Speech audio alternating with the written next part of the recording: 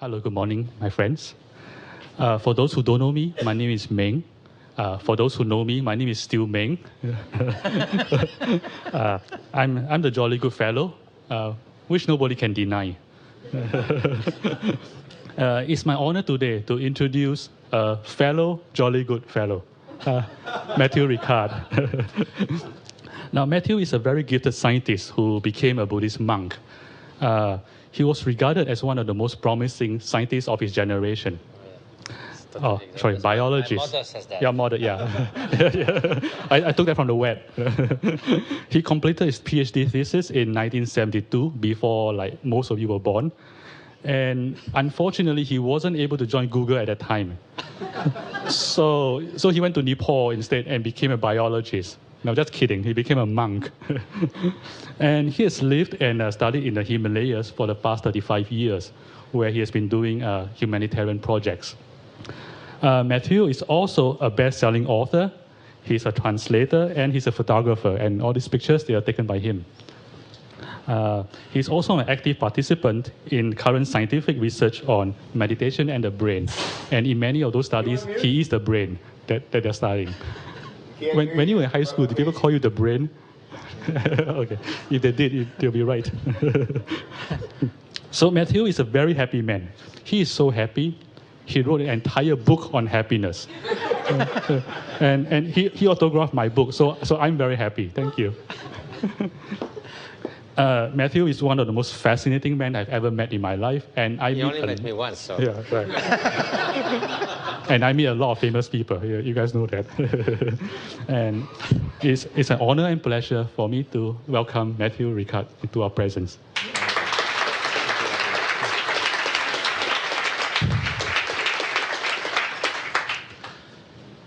You know, just to go on about, for those who don't know him and those who know him, there's also an interesting story of a Middle East wise man called Mullah Nasruddin. Maybe many of you could know him. And once he came into a coffee shop and went straight to the owner and asked him, "Did you see me enter?" And the guy said, "Yes." And then he asked, "But do you know me?"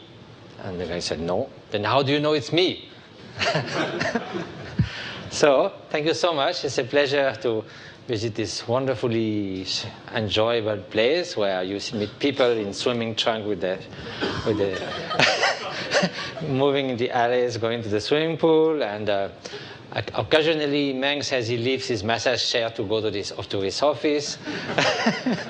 So definitely I would like to work there, and it seems better than being at home. So probably I have nothing to teach you about happiness, and someone told me actually I should never have written this book because I never suffered very much in my life, so this the last person to write a book on happiness and suffering. So anyway, I thought to just share a few ideas because they were very dear to me, and they brought a lot of sense of fulfillment and joy to be alive, and a sense of direction in life. And this came through meeting beings of great wisdom. It sort of started like that. You know, when we speak of leadership, leadership has to be someone who somehow inspires you by showing you the kind of potential that you could actualize, showing you what you could become, and giving you a sense of direction and inspiration. That's not very frequent in life. You know, I was quite lucky in my teens to be born in a family in France where my father was a well-known philosopher, so we had all these great thinkers and poets at home. My mother was an artist, so we had all these surrealist painters and all that coming. Because of some musical connections, when I was 16 years old, I had lunch with Stravinsky himself, just for 2 hours with 3 people all together. And I had an uncle who was an explorer. He went around the world on a sailboat without an engine after the Second World War. And he had all kinds of eccentric friends, such as one when we went to see him in Paris, and there was a small note on his door saying, I left on foot for Timbuktu, and things like that. So a lot of wonderful people. And in science, of course, the lab I was working with 3 Nobel Prize of Medicine, Jacob, Monod, and Wolf, at Pasteur Institute. So it was very exciting. There was definitely a lot of people to look at as, what could I do? Where could I be inspired?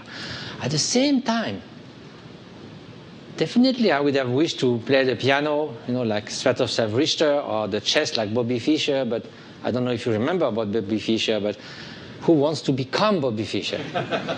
So there was a kind of discrepancy. You could take 100 gardeners, you would have a number of wonderful people, and some gardeners, quite short-tempered, not so nice to deal with. But same thing with philosophers, same thing with scientists, same thing with artists. No matter what their particular skill or genius was, there was no correlation as such between their human qualities and their particular genius. So you could try to pick up all the things and make your own salad and try to, but that somehow didn't seem a bit artificial. Like making a pulse of all that and thinking it's going to work. So then I was lucky enough to travel to the Himalayas, and then I met something quite different, sort of men of wisdom, men and women of wisdom. And what was a bit special about them, they are all the great Tibetan teachers who have fled the invasion of Tibet towards India and other places, is I didn't really care so much what they knew in terms of poetry, Tibetan grammar, and even Buddhist philosophy in the beginning. That was not my interest at all. But what they were, that was inspiring. The quality, the human quality. And then I thought, I want to become like them, not just know what they know. And so because there was a kind of, the first trigger was seeing a documentary movie on those great teachers that a friend of mine made for the French television. And at the end of the documentary, there was a 5-minute silent sequence, one face of those meditators and hermits and spiritual teacher and the Dalai Lama, one after the other, just like silent. It was so powerful. I thought like 20 Socrates or 20 St. Francis of Assisi, whoever you feel like is represent the wisdom of humanity, just there alive in our time. So I thought, well, I should go to see. And then that was very interesting because somehow someone like that, and I'm going to show some images, show you what you could become. It's a source of inspiration. Give you that this is possible. Somebody made it somehow.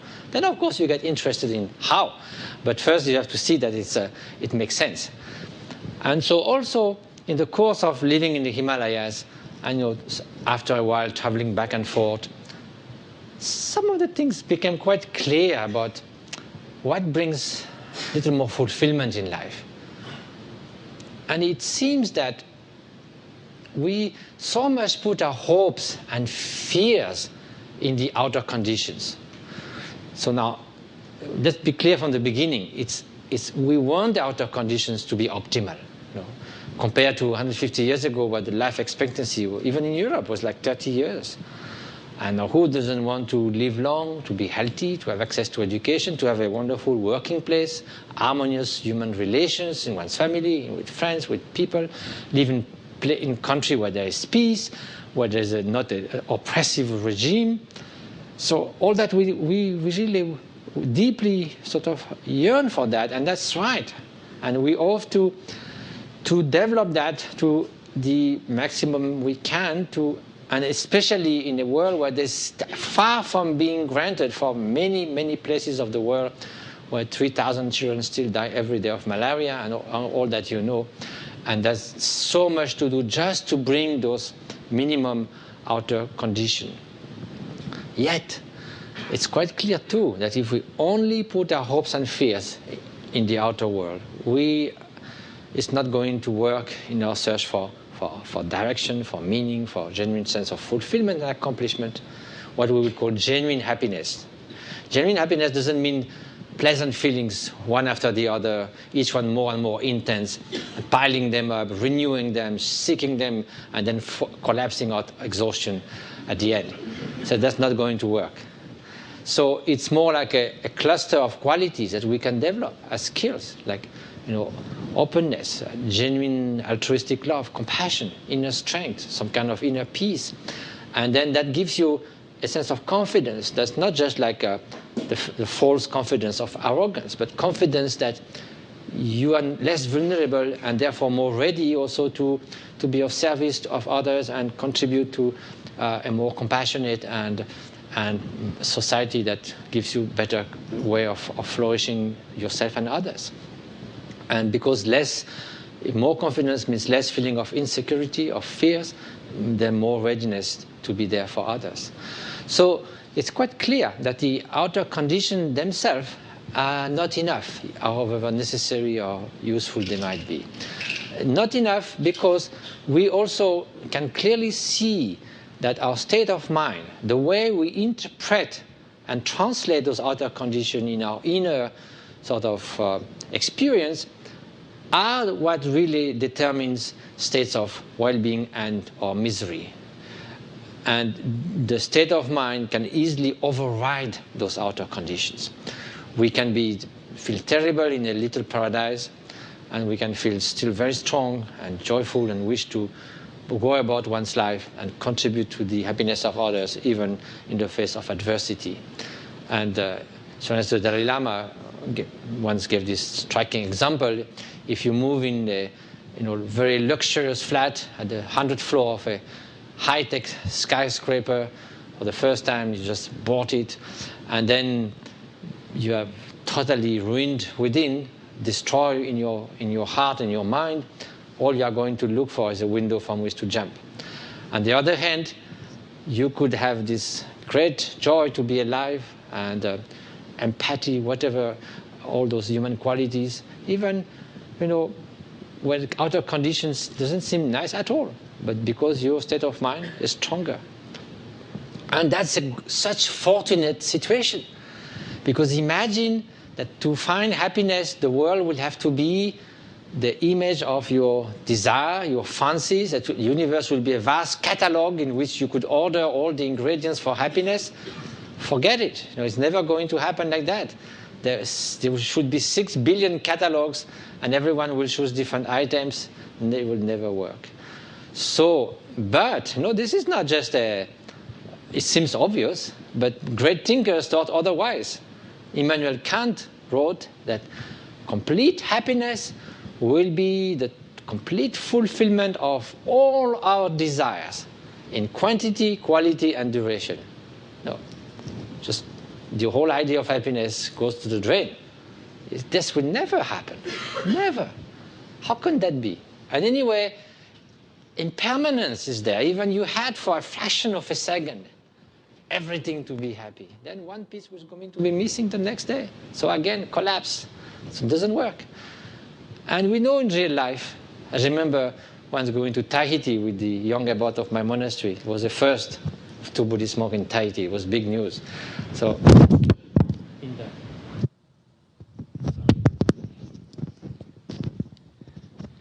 in the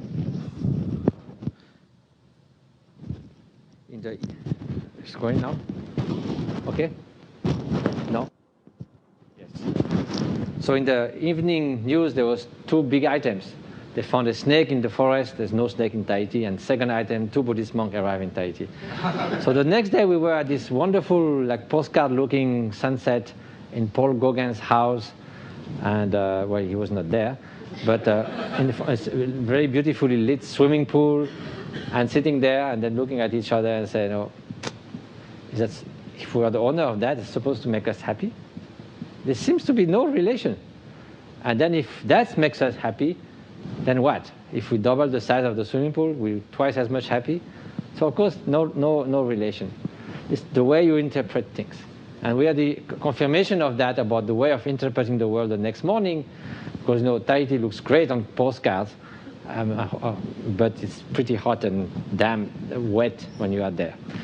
So we were sitting on a beautiful tree, and there was this kind of soft sort of mist, refreshing mist falling from the tree. And we're sitting there like complete bliss, thinking, well, this is real paradise. Even the trees are air conditioned.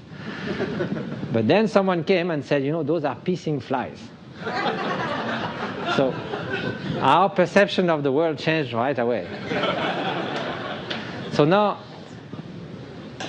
let's assume that the inner conditions for well-being are really what will determine the quality of everything that goes by.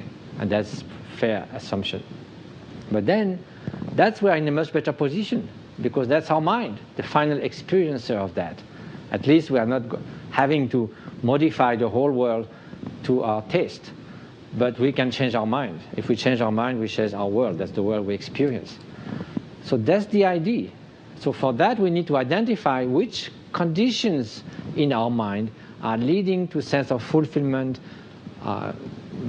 sort of fruition, accomplishment, and sense that if we look 20 years ahead, if we look back, we see that somehow that's the best we could do with our capacities, and we chose the right direction, something that's really truly meaningful in our life.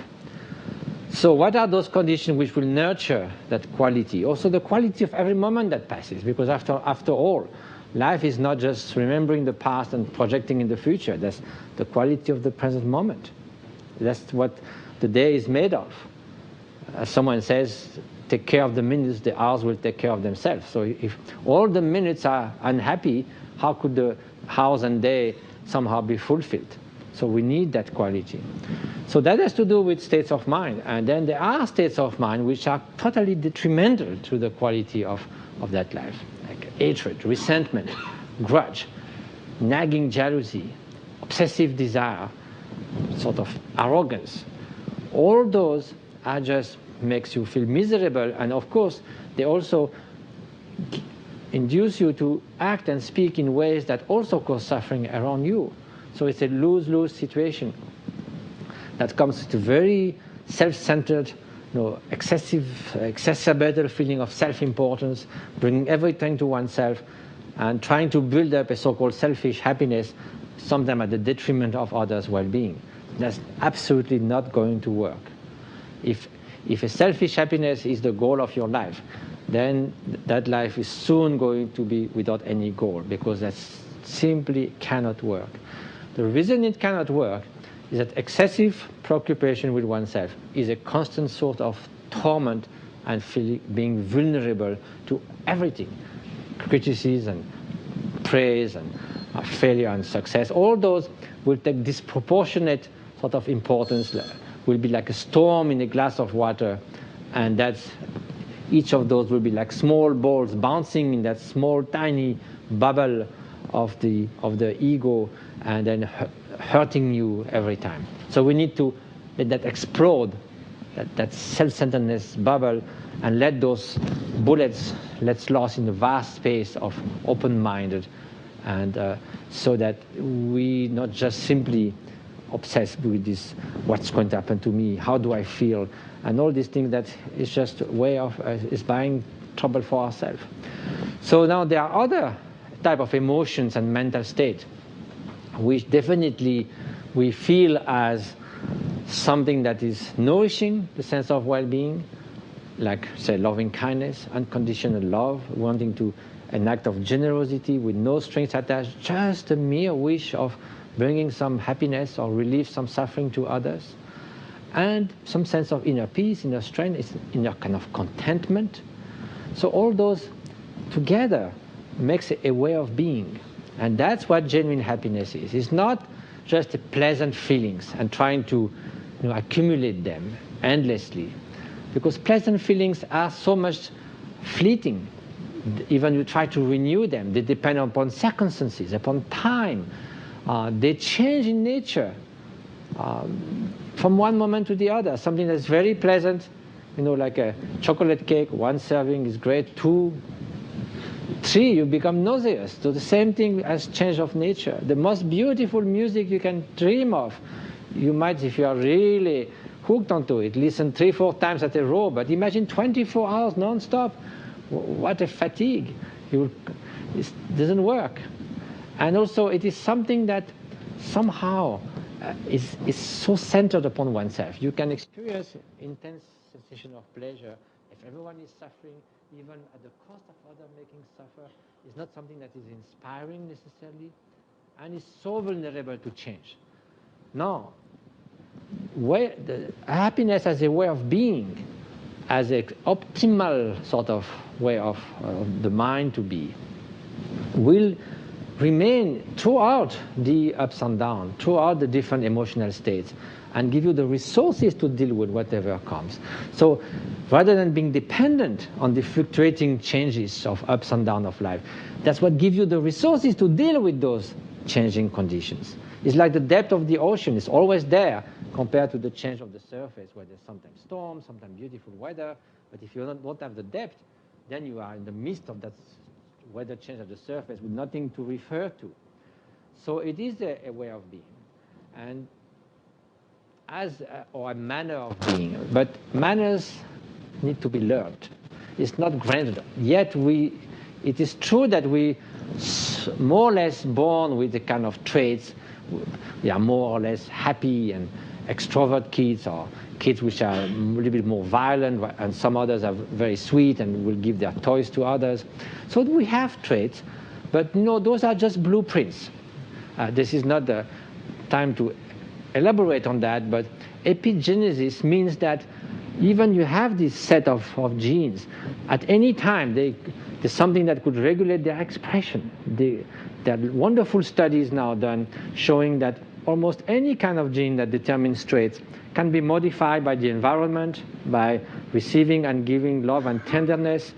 The gene can be, for stress, for instance, can be blocked for life if there's a strong component of tenderness very early in life. And so those are just sort of potential that we are more or less sort of gifted in the beginning, but sort of the hard work and the interaction can change that. So there is this flexibility in everything, in the genes, in the way we experience the world. So there is margin to change. And not only that, but by which kind of mystery our mind and the way we experience things would just change towards happiness just because we wish to be happy. Everything else in life we need to learn. We need to, when we're born, this unidentified crying object cannot speak, cannot walk, can do nothing, will die in a few days if the mother wasn't there with great love and care to make that newborn baby be alive and learn experience of life, and so forth. And then everything in our life, like going to school, learning a profession, and building human relationship, all that comes with learning, with like emotional skills are sort of learned by experience. So how come that the most fundamental thing that determines the quality of our life will just come just like that? So we have to understand that we usually underestimate the power of transformation of mind. We think that this is just life. We are like that. This is the human nature to be this mixture of light, of shadows, quality and defect. And actually that's desirable. It will be terribly boring not to have jealousy or strong passion events that tear us apart. That's exciting. And Goethe wrote that 3 days of uninterrupted happiness will be so boring. It's always the same. My suffering is so vibrant. It always changes. So exciting. But is it true? Are we just saying that to justify the fact that we are not quite sure how to change that? And then we try to make a philosophy to fit with that state of affairs. Because in truth, when you are sitting maybe in a beautiful garden or somewhere by a lake and with someone you love, or just like enjoying the beauty of nature and feeling in harmony with the world, with others, with yourself, with less inner conflict, walking in the snow under the stars or something like that, and feel really at peace, are you going to regret the tense atmosphere of the emergency room of a hospital or something? Or if I come now when you're sitting peacefully and say, please get angry right now, you say, well, why should I? I'm fine. Or would you like to spend the whole afternoon being terribly jealous? You say, no, wow, this doesn't sound such a nice prospect. But if I say, well, would you like to spend the next 2-3 hours, having compassion or loving kindness as the main sort of state of mind present in yourself, you say, wow, that seems pretty neat, So we feel instinctively that even though we can't escape for the time being those kind of different kinds of mental toxins, that we'd rather be well off without them. But now is it possible to change that? Because we might say it's so deeply intrinsic to human nature that we can't do anything. So yes, in a way, it is in human nature in the sense we all have those positive and negative emotions. So in that sense, it is part of human nature. But to be part of something, there are different ways of being part of something. You could be part of something of like the whiteness of the screen that's all over the texture of the screen. And to remove that, you would have to destroy the screen. But this is also somehow part of the screen. It's there on the screen, but it doesn't penetrate the screen, it doesn't belong to the screen, doesn't remain to the screen, and the screen allows it to appear, yet it is not modified as such, but it allows it to appear. So that's the key. So in order for all the mental states, mental construct to arise in our mind, whether positive emotions or negative ones, no matter, there has to be some kind of basic screen, or like the light. If I show a torchlight to shine on you, the light can show, or in the garden, beautiful flowers, or maybe a pile of garbage. So you might say, this is beautiful, this is ugly. The light allows you to see that, but the light doesn't become beautiful or ugly. The light is what makes that perceptible, visible. Likewise, at the fundamental aspect of cognition or the mind, we call that the bare consciousness, or the sort of pure awareness. It is a kind of basic cognitive factor, and I think meditators can introspectively sort of experience that behind the screen of thoughts, this kind of pure aware presence. We call that the luminous aspect of mind in Buddhist term. Luminous, not that it glows in the dark, or like those Google things shooting from the earth, but that it is luminous compared to a dark object like this tool who has no cognitive quality whatsoever. So it is luminous, it's cognizant. So now that is not tainted by hatred, jealousy, and so forth. It allows that to occur, but it cannot be. If hatred was so intrinsically part, then hatred should shine on everything. Like if the light was beautiful in itself, everything will be beautiful when you shine the light on something, or ugly, whatever.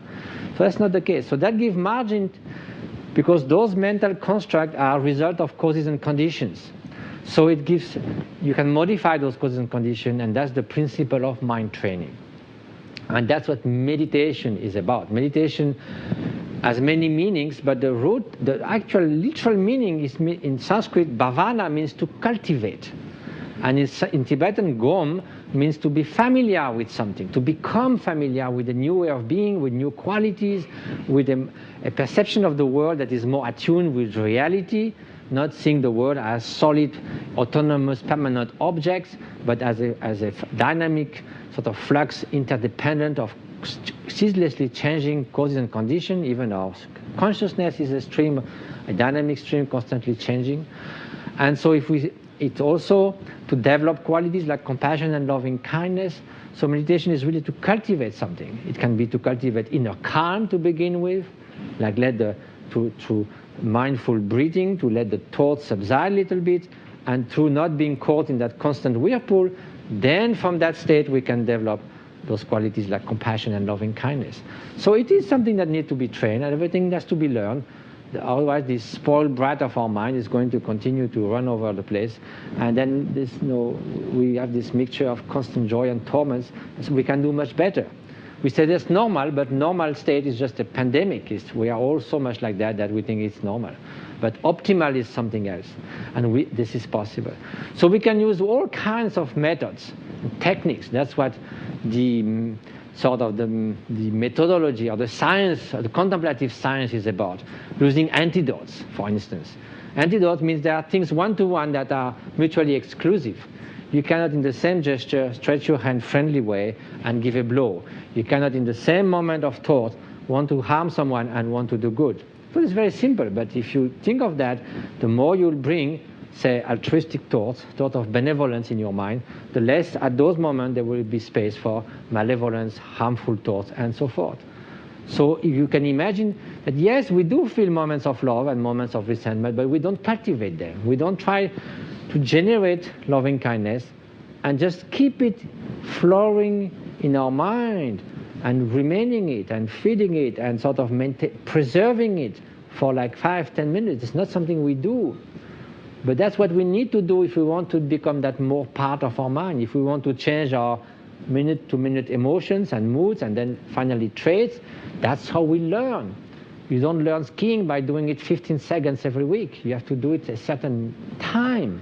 It won't happen without a minimum of sort of dedication. And to dedicate oneself to something and find the time for it, we need to see the advantages of doing so. And in case of changing one's mind, advantages are quite obvious. There are many other ways, but just to give you a quick example of, for instance, anger. And by anger here, I mean a malevolent anger, not indignation in the face of injustice or massacre or something, but the anger that really has a component of wishing to harm. And also when we are invaded by this, we are one with the anger. We cannot see anything else. We see the other person, object of our anger, as 100% despicable. We can't see any quality in that person. And we completely associate with this anger, even though a few hours later we might say, you know, I was out of myself, I was no more myself. We know there's something that was quite, it's like having the flu. You know, you are not the flu, but flu sort of grips you. But then we could do something else. Instead of being obsessed by the trigger, we could try to dissociate and look at anger, gaze at it, the raw sensation and feeling and emotion of anger, not the causes and circumstances that creates it, because that's the fuel, that's the wood that you had constantly on the fire. But look at the fire itself, forget about the wood. If you do so, the fire cannot maintain itself very long. Anger cannot sustain itself on its own. It's just bound to vanish. It melts away like the morning frost under the rising sun. And that's a very skillful way of dealing, because it avoids two extremes that do not work. One is venting anger. That people say you should break pianos and all these kind of things to feel better when you are angry. It doesn't work. It makes you more and more angry. You get angry easily and more often. Or keeping it as a time bomb somewhere in the back of your mind, and then again it doesn't work. So now here you have, for the time being, solved the problem. You dealt with it, it vanished away, there's no trace for the time being. It might come back, but you start again. So instead of venting it or keeping it, which will reinforce the tendency for anger, here each time you deal with it with this very powerful intelligence of dialogue with the emotions, you're actually eroding the tendency, and at some point you will be less likely to become angry, it will be more difficult to make you angry, and you can imagine some time where at least hatred, the wish to willingly harm terribly someone else, could be completely gone from your mind, and that could be a result of mind training. Definitely we can enhance our compassion and so forth. So it is something that's highly desirable in our life. It's not just a luxury. It's not just a supplementary sort of diet or vitamin of the soul. It's something that's really at the heart of every moment that we go by. It's something that also, with time, we can see in ourselves that it really brings some change. And it really brings some more openness so that we have a more fulfilled life and we can put it at the service of others. Instead of the lose-lose situation of the seeking this selfish happiness and disconsidering others, where we feel miserable, we make others miserable. Here we have a win-win situation. Loving kindness and compassion are among the most positive of all positive emotions. And that's what we're going to show you just now. And also, of course, others will perceive it in a positive way. So I just want to show you very briefly, since we speak of changing your mind, changing your brain, since some years now, we have been collaborating with neuroscientists. This is an endeavor that was started by the Dalai Lama, inspired by him, into studying the influence on the brain of sustained mind training. And the idea was people who have, so for instance, a concert violinist has done at least 10,000 hours of violin. And there is some areas in the brain which have changed. The area that deals with the fingers, with the motor coordination and all kinds of things, it has vastly increased in activity, even in size. So what happens, not if you learn the piano, but if you learn compassion, if you train in vigilance, in attention, will that change the brain too? If that does, it means that meditation is not just blissing out for a few moments under a mango tree and try to empty your mind unsuccessfully, but it is really a deep change that comes through mind training. So that was a very interesting sort of approach. So we needed to start with experienced meditators, because if there's a noticeable difference in them, then we can notice, how do you reach there, and start with novices. If there was no difference in those experts, then don't expect to find one after 1 week. So here's the place where they came from, and well, it's almost as nice in the Google campus, but it's still easier to meditate there than in the subway. But we can soon have a Google campus in Tibet or somewhere, and I'm sure Meng will be very happy to be a stalwart on top of Everest without oxygen. And so those are the beautiful places where they come from. And well, this was in eastern Tibet, August 1st, the hottest day of the year. And the night before, we were camping and with Tibetan friends, and we have a quite large tent, and they were snowing at dusk, and they said, we are going to sleep outside. I said, why? We have a big tent. They said, yes, it's summertime. So they slept outside. In the morning, there was 10 centimeters of snow on their clothes.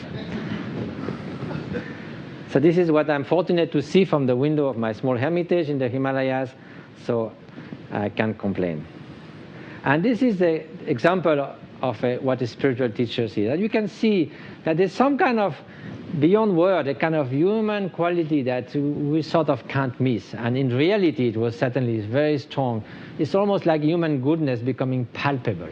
That's what Paul Ekman, I think you are going to receive soon, one of the world specialists of emotions. That's how he described, an encounter with the Dalai Lama. There's something that you almost physically, not of these weird vibes, but something that's so sort of natural and simple, and yet something that you can really feel. A kind of strength mixed with goodness and sort of solidity, but at the same time sensitivity. I mean, it's very hard to describe, but it's really what makes an extraordinarily good human being. And this cat is certainly one of the fortunate ones. And this is my first teacher, Kanjo Rinpoche.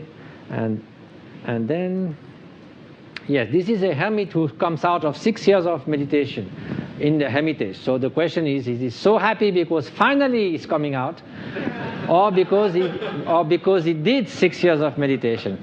And knowing him well, I would favor the second hypothesis, that he's something that he acquired through his training. So not in Madison, Wisconsin, now the meditators have 256 electrodes, and there are two ways of measuring brain activities. One is through electroencephalogram that is a very good time resolution. A thousandth of a second change can be recorded on the scalp, but not so clear exactly where it happens in the brain. So we have to combine that with fMRI, which is magnetic resonance, the scanner, which gives a very good three-dimensional analysis of where things happening in the brain. There's brain imaging, but not so good in time-wise. The resolution is 1 or 2 seconds. So it's like a camera in the first case that is very fast shutter speed, but not so well focused. Second case is very well focused, but slow shutter speed. But if you combine both, you get both spatial and temporal resolution. So that's coming out of 2.5 hours in the scanner. So the huge relief from that mini retreat. And this is Ricard Davidson, the lead scientist in Madison, Wisconsin. And there are other labs who are doing this study in Princeton and Harvard and Berkeley, not so far from here, and more interest. So there are many states that you can study, because meditation is very varied. So there you can study focused attention, mental imagery or visualization. You can study compassion, and that's one we have studied most. And each of these has a different brain signature. So compassion here is I'll spare you all the reading that, but is the unconditional feeling of love that begins with an object, but then becomes more and more universal to all sentient beings, and it's a very powerful and strong feeling of loving kindness. So this is the first paper we published in the PNAS. And then now the actual first results. So now what we need is to compare things. We need to compare a meditator at rest and in meditation. We also need to compare meditators with control group, those who are novice in meditation, and see if there's a difference. So we give the instructions to them, same instruction that meditators use for many years, and ask them to do it for a week and come back to the lab. And then in the lab, what we do is a minute of rest, 3 minutes of intense getting into a state of compassion or focused attention, whatever the subject is, and then doing that again and again, 30, 40 times, in, out, and measuring changes. We do that with the expert meditators, we do that with the controls. In case of the controls, the green line is the resting state. The blue line is also the meditation state. They try, they feel something, but it's not strong enough to elicit a strong response in the brain. Here you see with the meditators, the rest line is the same, but now, when they engage in compassion meditation, there's a huge increase, 1,200% of the brain waves, particularly in the gamma range, which is connected with the connections in the brain and so forth. And it does happen also, interestingly enough, mostly in the area of the brain, which is the left prefrontal cortex, which has to do with positive emotions. So compassion is among the most powerful positive emotion. And just to give you an idea, this is a huge increase. Maybe there's something big happening in the brain if you're about to be run over by an elephant. But to go from a resting state and in 15 seconds voluntarily bring a powerful mental state, that's never been recorded like that in neuroscience. So even everyone's starting to doubt, is it an artifact or something? So it took almost a year to make sure that this was really the result of meditation and not just something else. This is just a different way of showing or displaying the same result. Another way, here are the controls, here are the meditators. It's very, very different. And we also did real-time monitoring. When the compassion meditation sort of takes off, increases, then the meditator will just have a small keyboard, and with the right and left arrows, he will come up, 1, 2, 3, 4, 5. Then if we prolong that, after some minutes, he might start losing it a little bit. So he will go down. He's not going to look at the numbers, not to be influenced, but he is just changing the keys. And then he will come down, maybe 4, 3, 2, and then he brings it back strongly again, so he will go up. So these ups and downs turns out to be very closely related to what is actually measured in the brain. It's 0.69 correlation. If some of you are statisticians, you know there's a chance of 1 in 40 million times that this is just random or due to chance. And this is now the brain imaging. And here, when they meet on compassion, the area that is vastly activated is this left prefrontal cortex, which has to do with positive emotion, joy, a sense of enthusiasm. So compassion is in itself a most powerful emotion. Now, interestingly enough, too, the blue signifies a decrease of activity. And that area of the right prefrontal cortex is normally associated with depression, rumination, excessive self-concern, negative affects. So here, it seems that compassion is almost as an antidote to depression, which is, of course, a fascinating avenue of research. Now also this aspiration to relieve suffering that comes with compassion strongly reduces the activity in the amygdala, which is known to be connected with fear and anger. So again, compassion reduces that. It also increases activity in the motor area of the brain. That means compassion comes with a readiness to act, of course, for the benefit of others. So now attention. Normally, if you have to maintain your attention very sharply, you start losing it out of fatigue. It's the problem of air traffic controllers, for instance. And if you have tests where you see flashing numbers very fast, and each time there's a 0, you have to press a button, after 5-10 minutes, you start making more and more and more mistakes, and your score goes down, which is happening here. But with meditators, after 10 minutes, there's no change, and now we did that for 60 minutes, absolutely no change. 2 errors in 1,000 trials. And they don't report to be tired, just like a state of flow. This is precisely what a skill is about. You do it naturally, perfectly, without being tired. But you know, this flies in the face of so much assumptions. William James, the founder of modern psychology, said that no one can maintain their attention more than a few seconds on a given object. So that seems to be quite different here. And those areas of the brain which are activated in the meditators when they perform those attention tasks, and compared to the controls that just cannot do it that much. So now what about short-term training? You say, well, it's great for you to be in the Himalayas for 20 years. What about us? You know, we can go to the swimming pool. Yes, there's a coffee shop every 100 feet. Yes, that's quite good. But what about meditation, which our dear friend is trying to bring to you as a boon, an extra boon in Google? What if we do 30 minutes a day for a few months? Well, that's exactly what was done in a very highly stressed employees of a biotech company in Madison. They volunteered to do 30 minutes a day for 3 months. And there was a control group. We said, we'll give you the training after, but please come to the lab every week. So then the measurement was done before and after. So this on trait of anxiety. There's a bunch of questionnaires and analyses that determine your level of anxiety. You can see here, time 1, the control group and the meditators or the apprentice meditators, no difference. And there was a significant difference just after 3 months. Now the left, I mentioned about this right and left side activation of the brain, more positive effect on one side, more negative ones. As you can see here at time 2, which I don't know why it says 3 here, the meditators are much more activated on the left side. And surprisingly, the control group was even negatively activated because it's kind of boring. They have to come to the lab without doing the meditation. So they're actually a little bit upset at the end of those 3 months. But later they went to the training, don't we? Now, interestingly enough, the immune system also is boosted, and significantly. Not to miss work, they have to get a compulsory flu shot in November so that they don't skip coming working. So now, when you give a vaccine, whether it will work or not depends upon the strength of your immune system.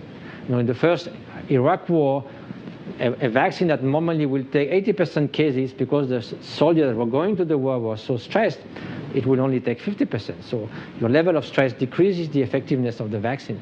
So here, after those who have gone through these 3 months of 30 minutes a day meditation, their immune response was boosted 20%. So that also means the same strength also to fight actually natural flu and other diseases related to stress. And now the stress level, which measured with cortisol in the saliva, in all the meditators is 4 times less than in the control group. Well, that's not with the novice meditator, that's with the people doing long retreats. So there's definitely an effect in those preliminary studies, even for short term. I mean, not short term, but a short amount of time every day, already in 3 months, show a significant effect. And then maybe next year, something that might make the big time sort of news, we are now studying the aging process, which has to do, some of you might know, at the end of the DNA, the chromosome, they are freed, what they call a telomere. It's a single-branded DNA, and it's shortened with age. Now, it seems the preliminary result. Now, I'll tell you just between you and me. After 3 months of intensive meditation, that's not 30 minutes a day, that's more like in a meditation sort of workshop for 3 months, a significant decrease of the diminution of the telomere. So, wow, that will be big news, isn't it? Stay young, meditate. So now, to come back to the outer condition, which I mentioned in the beginning. Now, we often see people who are extremely rich, extremely powerful. On top of that, they might be strong and beautiful, and you hear they are depressed and so forth. You say, what's wrong with this guy? If I had all that, I will be happy. Well, that's not the case. Of course, for money, which is one of the obvious candidates, if you are below the poverty line and can't feed your kids and suffer a terrible condition, yes, to go above that will make a huge difference in the quality of your life. But now, after that, behind that, then doubling, tripling just doesn't make any difference. Here is the GDP in the United States, 3 times increase from 46 to 96. The gross national happiness, stationary, even slight decrease. Now, marriage by your happiness, here you are. Time 0, 5 years later. Well, Richard Davidson, who gave me that slide, said, I've been married happy for 30 years, but that's what has come out of the study.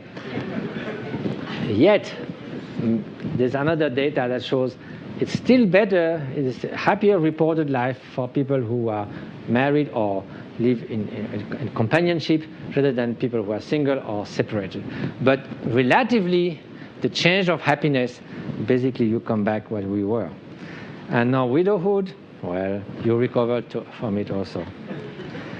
So external factors only have a limited effect on our level of happiness. They do have, but altogether, if you bring all the social factors studied with thousands of studies over now 70 years, basically they contribute to something, but only about 15% of your reported happiness. People differ in their emotional disposition or affective style, and though these conditions are relatively stable, if you win the lottery, you are completely happy. 1 year later, you more or less come back to the same level. They can be changed. That's the point. Meditation has demonstrable effects on the brain and may represent one of the few ways in which purely mental training has been demonstrated to have robust impact on brain function. And this is a meditator, and this is the monks escaping from the lab. So now, here you might say, well, there's a contradiction here. You say that happiness can be trained, and we just show that, before, after marriage, before, after widowhood, money doesn't make any difference. So then what? If it's that stable, what's the point of meditating? You're going to make just another of those small peaks and come down. So what's the point? Well, remember what I mentioned at the beginning. Genuine happiness as a way of being is not the peaks of joy and pleasant and then the lows of depression and so forth. This is the ups and downs. But when you go up and down, you go up and down above and below a baseline. So here, mindfulness, the meditation and mind training is raising the baseline, the platform in which you stand in life, the place where you come back. Those ups and downs is going to happen. Maybe you'll be less vulnerable to them, less carried away by them, less affected or impacted by them, so that you maintain this sense of direction, of meaning in life, but you can change that. And so that's a really worth it endeavor in life. And also, to get the inspiration to do that, we need to identify some kind of potential that we have within ourselves. We need to, at some point, sit quietly and say, what really matters for me in life? What do I really want to accomplish in life? Not just, filling questionnaires and after you pass some tests and things like that, and then putting that in the machine or in the computer, or going to a professional orientation, and then okay, you have this, that. That's what you are good for. But really feel what deeply you would like to spend your life, so that 20 years later, when you look back, you say, I did my best. That's what I wanted to do. I have a sense of fulfillment, of accomplishment. That's otherwise, what's the point? Even you succeeded in this, that, and you feel not so, there's some sense of accomplishment that's not there, some sense of fulfillment that was worth it to live in that way. That's what we want. So I think it's so important to identify within ourselves what really matters, and then find a way. Let's always find a way to accomplish it. So I think if meditation could be as a mind training, not taking the exotic aspect or oriental aspect of it, it could become a genuine contribution to a more open, compassionate society, and also to the quality of our life. So thank you for your attention. You might have some questions.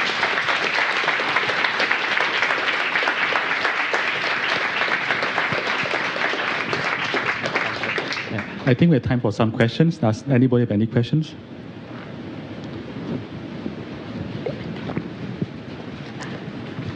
Thank you very much. That was fascinating. I'm just curious, with the power of meditation to change some of the brain, the way the behavior, for children now with Asperger's, where there's some brain dysfunction, have you heard about any research in that? Well, all this is quite preliminary. There's been we have formed a subgroup on education. In this, this is spearheaded by the Mind and Life Institute, which doesn't do research but sort of bring together all these people. And we have a strong since last year, we're really trying to study education, not only from educators and social, but bringing together psychologists, educators, social workers, neuroscientists, and contemplatives. And I think that's one of the first time that this happened at a very good level of science and contemplation. So there have been obvious ideas of doing with children which have attention deficit, and so this is a really beginning approach, but that's part of what we really would like to contribute, more like a secular approach to those things, not just the Buddhist label, There's nothing wrong with the Buddhist label, but it might, look too much like a religious approach, and then deprive the tools for actually serving society in a deeper way. So I have a friend of mine in France who started that in his school. He called that secular training to attention. It looks very good, and everybody's happy about that. So, well, I think this is the way to go, yes. And so you said it was the Heart Mind Institute that they're doing? No, the Mind and Life Institute. There's a website. Right, yeah. Thank you.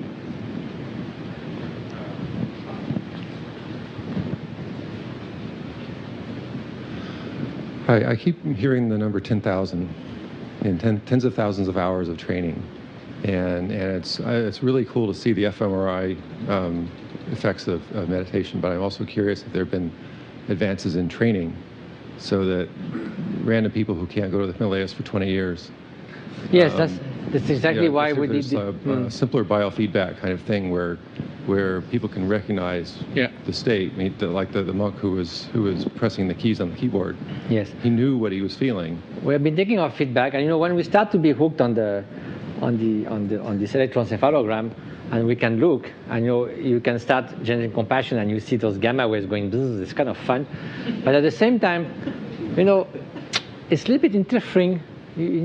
Suppose I see myself in my hermitage trying to meditate. I don't want to watch a screen and brain waves.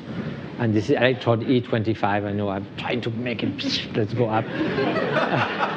I think this is more like a distraction. But I think, again, to the 10,000 hours argument, that's why we do now longitudinal studies. And our goal is, if there are robust results, there was one groundbreaking paper in PNAS 2 years ago. Now there's 3 more coming this year, which will really establish that contemplative neuroscience field may be better. But the real goal is, once there's been robust study with the expert meditators, is really to go to everyone. Otherwise, it's just a curiosity. But if it really applies, in a biotech company, certainly can apply here. Yeah, I'm wondering, so when you're an expert meditator, you have an average level of happiness that is higher than otherwise. What if you stop meditating? How long does it take to go down? Is it something that lasts for long, ever, or not at all? Well, the idea of stopping meditating for 20 years to see how terribly miserable I will become, that's not exactly... I mean, we need very determined volunteers. It's like it's like the kamikaze of happiness. So that becomes like a medicine that you have to take forever. No. I think there are things like skiing. I haven't skied for 35 years, and I could show you a photo last year. It was a joy after 2 hours to be able to ski as before. So I think there is something that's so deeply changed that it certainly remains as a way. That's the point of a way of being, of a baseline. It takes time to acquire it, but because of that, it has a really strong and firm foundation. I'm really convinced of that. And actually, that's the real test. We say, no, it's fine if the meditators are sitting in the sun, basking in the sun with full belly, no problem. Meditation is always good.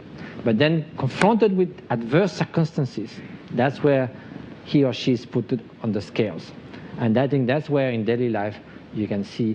And what we need is slow change. The fireworks of mystical experiences don't last. But it's like the hum of a clock. When you stare at it, it seems not moving. But when you look from time to time, it has changed. So those changes are slow, hence the need for mind training. But because they are slow, they are much more likely to be stable. And that's the idea. The brain won't degenerate too quickly, hopefully. And then your experience also. I think it's something that at some point, there's a kind of sort of a no-return point in this kind of baseline. Yes, thank you. Thank you so much for your attention.